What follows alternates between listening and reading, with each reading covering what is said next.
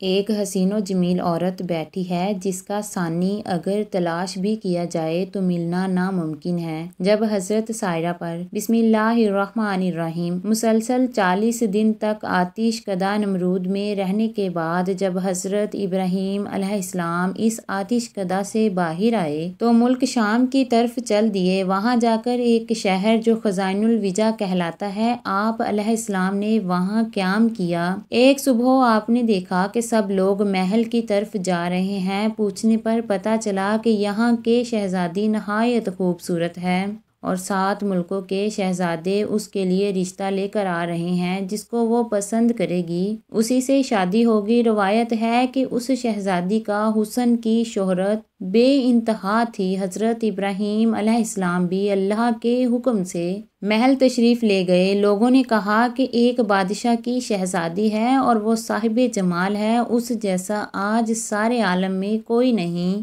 بہت سے شہزادے اس سے شادی کے لیے محل پہنچے ہیں، وہ شہزادی کسی کو قبول نہیں کرتی، کہتی ہے کہ میں اپنی پسند کی شادی کروں گی۔ لوگ برابر وہاں جاتے ہیں۔ جب سب جمع ہو جاتے ہیں تو وہ شہزادی خود نکل کر دیکھتی ہے، لیکن جب کسی کو پسند نہیں کرتی۔ یہ بات جب حضرت ابراہیم علیہ السلام نے سنی، جب دوپہر ہو گئی اور تمام لوگ حاضر ہو گئے تو وہ شہزادی اپنی تاج زری سر پر رکھ کر اور نقاب چہرے پر ڈال کر اور ایک تہرنج زری جوہرات سے جڑا ہوا ہاتھ میں لے کر میدان میں جا کر ایک سرے سے سب کو دیکھنے لگی۔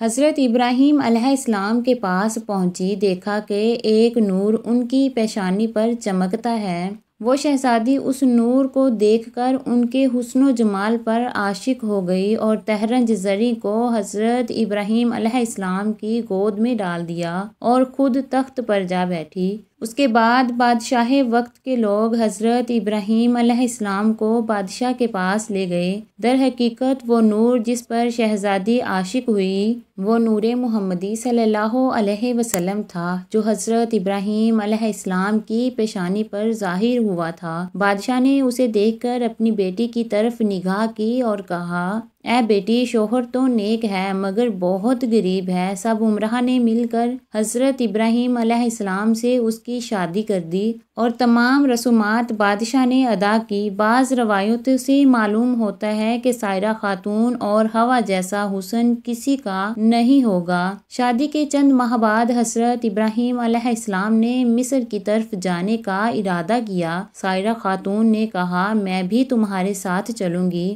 اور تمہارے بغیر میری زندگی محال ہے، لہٰذا مجھ کو بھی اپنے ہمراہ لے چلو۔ حضرت ابراہیم علیہ السلام نے فرمایا، تمہارا باپ تمہیں نہیں اجازت دے گا۔ سائرہ خاتون بولی، میرے باپ کی قدر تمہارے وجود کے سامنے میرے نزدیک کچھ بھی نہیں۔ اگر اجازت دے گا تو ٹھیک ہے، مگر میں تمہارے ساتھ ہی چلوں گی کیونکہ تمہارے بغیر میری زندگی محال ہے۔ پھر سائرہ خاتون نے اپنے باپ سے اجازت مانگی، اس نے ان کو اجازت دے دی۔ تب حضرت ابراہیم علیہ السلام سائرہ خاتون کو لے کر شہر سے نکلے اور اللہ تعالیٰ کا حکم بھی یہی تھا۔ راستے میں کچھ لوگوں نے کہا، اے حضرت ابراہیم علیہ السلام، مصر کا بادشاہ بہت ظالم ہے اور وہ عورتوں کی خواہش بہت رکھتا ہے اور بالخصوص عروسی نو کا بہت زیادہ شائق ہے اور بہت جلد اس کی طرف مائل ہو جاتا ہے۔ اس کے راستے پر 10 آدمی متعین رہتے ہیں۔ جو کوئی مال و اسباب مصر لے جاتا ہے تو اس کو پکڑ کر اس سے اس مال کا محصول لیتا ہے، اور اگر کوئی سوداگر عورت کو ساتھ لے جاتا ہے تو وہ اس عورت کو اس سے چھین لیتا ہے۔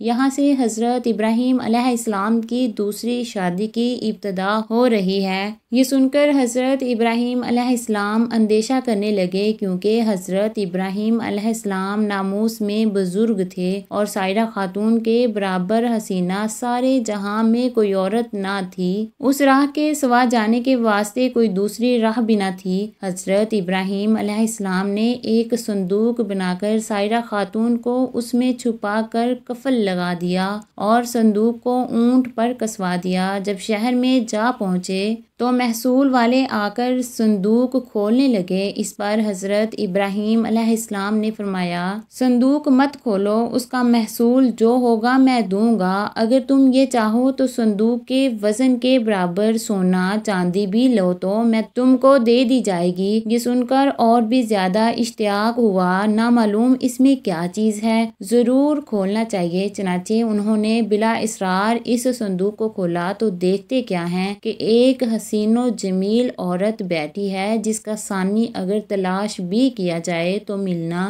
ناممکن ہے۔ جب محصول والے حضرت ابراہیم علیہ السلام اور سائرہ خاتون کو بادشاہ کے نزدیک لے گئے تو بادشاہ ملعون نے پوچھا، یہ عورت تمہاری ہے؟ حضرت ابراہیم علیہ السلام نے بادشاہ کو جواب دیا جو اسلامی جواب تھا۔ آپ علیہ السلام نے فرمایا، یہ میری بہن ہے۔ بیوی کو بہن کہنا درست تھا۔ یہ جواب سن کر اس ملعون نے کہا، تم اپنی بہن کو مجھے دے دو۔ تب حضرت ابراہیم علیہ السلام نے فرمایا، وہ اپنی ذات کی مالک ہے۔ سائرہ خاتون نے کہا، پناہ مانگتی ہوں میں اللہ تعالیٰ سے۔ وہ ملعون یہ سن کر ہنسا اور حکم کیا کہ ان کو حمام میں لے جاؤ اور نہلا دھلا کر اور لباس فاخرہ پہنا کر خوشبو سے معطر کر کے میرے پاس لاؤ۔ ملعون کے حکم پر ایسا ہی کیا گیا۔ اللہ تعالیٰ نے حضرت جبرائیل علیہ السلام کو بھیجا کہ پردہ حضرت ابراہیم علیہ السلام کی آنکھوں سے اٹھا دیں تاکہ حضرت ابراہیم علیہ السلام وہ تمام گفتگو جو ملعون حضرت سائرہ خاتون کے ساتھ کرے سن سکے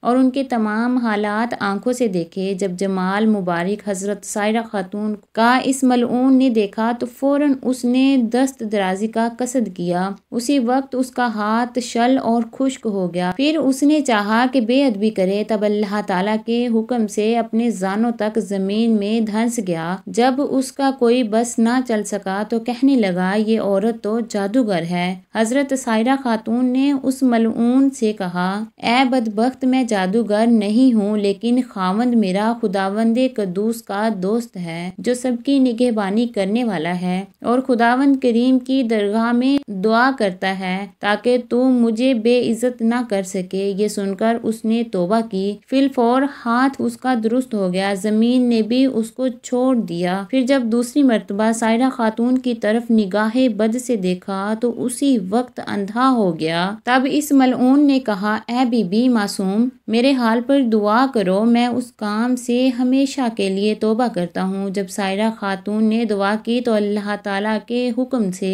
اس کی آنکھیں اچھی ہو گئیں۔ پھر جب حالات ٹھیک ہو گئے تو غلبہ شیطانی سے عہد شکنی کرنے چاہی تو حضرت سائرہ خاتون پر دست دراز ہوں تو اس وقت تمام بدن اس کا خشک اور شل ہو گیا اور پھر آنکھیں جاتی رہیں۔ پھر کہنے لگا، اے بی بی پاک دامن، میرے واسطے اپنے خدا سے دعا کیجئے۔ حضرت سائرہ خاتون بولی، اے بدبخت، یہ دعا میری نہیں بلکہ میرے شوہر جو میرے ساتھ ہیں ان کی دعا ہے جو خداوند کریم کے دوست ہیں، اگر وہ چاہیں تو تجھے معاف کر دیں یا نہ کریں۔ تب اس نے کہا، حضرت ابراہیم علیہ السلام کو یہاں لاؤ۔ اس کے بلانے پر جب حضرت ابراہیم علیہ السلام وہاں تشریف لے گئے تو اس ملعون نے کہا، اے ابراہیم علیہ السلام، مجھے معاف کیجئے، میں نے آپ پر بڑا ظلم کیا ہے۔ حضرت ابراہیم علیہ السلام نے اس بادشاہ سے کہا، یہ میرے حکم سے نہیں، یہ سب خداوند قدوس کے حکم سے ہوتا ہے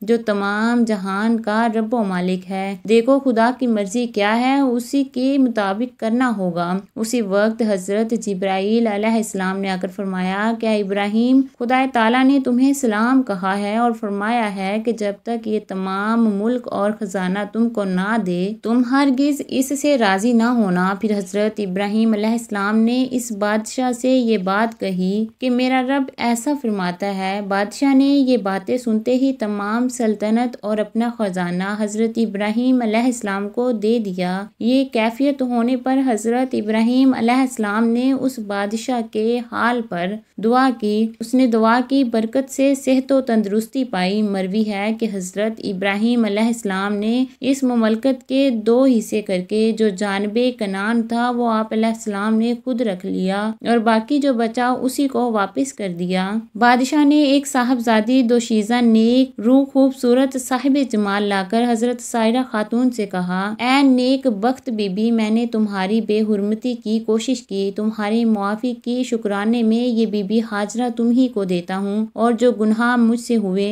معاف کیجیے۔ حضرت ابراہیم علیہ السلام حضرت سائرہ خاتون اور بی بی ہاجرہ کو لے کر کنعان کو چلے۔ راستے میں حضرت سائرہ خاتون اپنا حال جو بادشاہ کے ہاں گزرا تھا وہ بیان کرنے لگی۔ حضرت ابراہیم علیہ السلام نے کہا، اے سائرہ خاتون، تم خاطر جمع رکھو، اب کچھ اندیشہ مت کرو، اللہ تعالیٰ نے اپنے فضل و کرم سے میری آنکھوں کے سامنے پردہ غیب اٹھا دیا۔ جو باتیں تجھ پر گزرتی تھی مجھ پر سب ظاہر ہو جاتی تھی، اور جو تم کرتی اور کہتی تھی سو وہ میں دیکھتا اور برابر سنتا تھا۔ بعد اس کے حضرت سائرہ خاتون نے بھی بی بی ہاجرہ کو حضرت ابراہیم علیہ السلام کی خدمت میں دے دیا۔ مصر سے نکلے ہوئے 10 سال کا عرصہ گزر چکا تھا، لیکن حضرت سارہ اولاد کی نعمت سے اب تک محروم رہی، حالانکہ اللہ تعالیٰ نے حضرت ابراہیم علیہ السلام سے اولاد دینے کا وعدہ فرمایا تھا۔ حضرت سائرہ خاتون نے حضرت ابراہیم علیہ السلام سے کہا کہ مجھے تو اولاد کی طرف سے نا امیدی ہو چکی ہے، آپ ہاجرہ سے عقد کر لیجئے کہ اللہ تعالیٰ نے اولاد دینے کا وعدہ فرمایا ہے تو شاید اسی سے کوئی اولاد ہو۔ حضرت ابراہیم علیہ السلام نے حضرت سائرہ خاتون کی خواہش کے موافق حضرت بی بی ہاجرہ سے عقد کر لیا۔ اللہ تعالیٰ کی شان کے 1 سال بعد ہی ان کے بطن سے حضرت اسماعیل علیہ السلام پیدا ہوئے۔ حضرت سائرہ خاتون کی وفات کی تھوڑی مدت کے بعد جب حضرت ابراہیم علیہ السلام ایک اور عورت کو اپنے نکاح میں لائے جس کے بطن سے 6 لڑکے پیدا ہوئے۔ آئیے اب مل کر دعا کرتے ہیں کہ وہ ہماری بہنوں، ماؤں اور بیویوں کو حضرت بی بی سارہ سلام اللہ علیہ جیسا پاک دامنی نصیب فرمائے۔ اے اللہ پاک ہمارے گناہوں کو معاف فرما دیجئے۔ ناظرین، اگر آپ کو ہماری یہ تحریر پسند آئی ہو تو اسے زیادہ سے زیادہ شیئر کریں اور لائک کریں۔ جزاک اللہ۔